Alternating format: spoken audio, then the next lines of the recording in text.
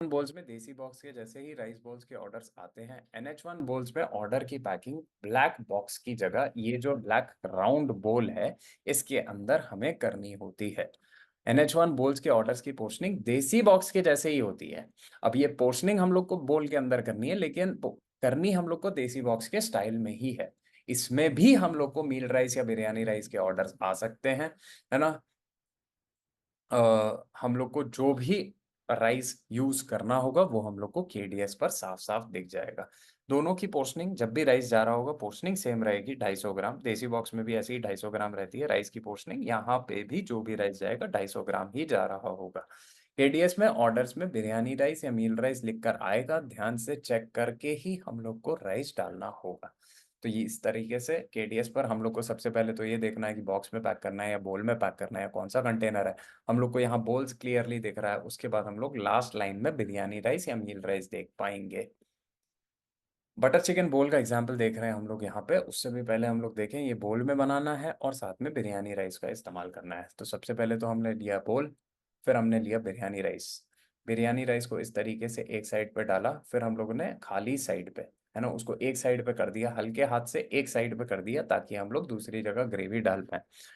अब हाथ से हम लोगों ने सॉरी पैकेट से सीधा हम लोगों ने ग्रेवी डाली। ऑरेंज जीजी डालना है यहाँ पे, यानी ऑरेंज ग्रेवी 160 ग्राम डालनी है।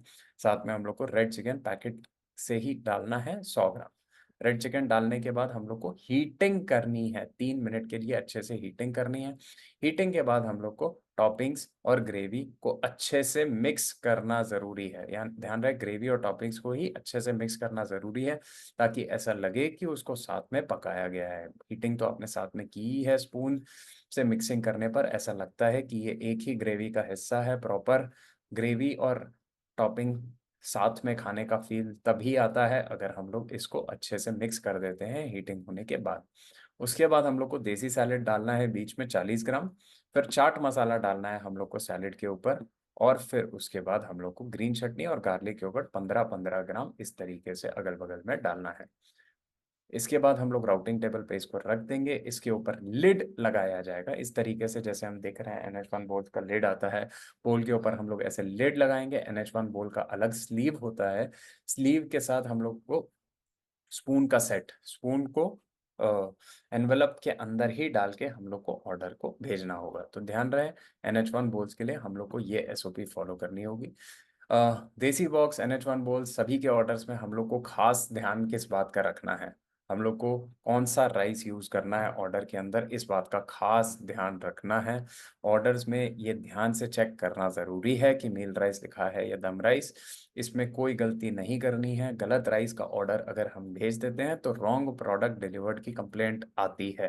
काफी सारे ऑर्डर्स में ऐसी गलती हो जाती है। हम लोग KDS पे भी चेक कर सकते हैं, राउटिंग करते वक्त भी चेक कर सकते हैं कि हमने सही राइस का इस्तेमाल किया है या नहीं। अगर हम लोग गलत यूज करते हैं तो कस्टमर को तो पता रहता है कि उसने क्या ऑर्डर किया है, और कस्टमर फिर कंप्लेंट करता है और फिर आपके आउटलेट का भी इससे नुकसान होता है, रेटिंग भी कम होती है। पोर्शनिंग के क्या रूल्स थे फिर हम लोग एक बार रिवाइज कर लेते हैं। राइस जब भी हमें डालना था दोनों देसी बॉक्स और बोल्स में, तो हमने मील राइस या बिरयानी राइस जो भी था वो हमने KDS पे चेक किया और 250 ग्राम उसकी पोर्शनिंग कर दी। ग्रेवी हमने दाल छोले राजमा, अगर हमें येलो दाल भी डालना हुआ तो 260 ग्राम जाएगा। और अगर कोई और ग्रेवी हम लोग को डालनी हुई तो वो 160 ग्राम जाएगी। बटर ग्रेवी, ऑरेंज ग्रेवी, इस टाइप की ग्रेवीज रही तो वो 160 ग्राम जाएंगी।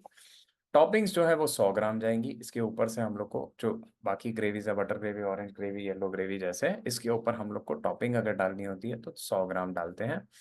देसी सैलेड और चाट मसाला डालना होता है उसके बाद हम लोग को। इसके बाद तो हीटिंग होती है, टॉपिंग डालने के बाद हीटिंग करते हैं, ग्रेवी और टॉपिंग को अच्छे से मिक्स करते हैं। उसके बाद हम लोग देसी सैलेड और चाट मसाला ऊपर से डाल देते हैं।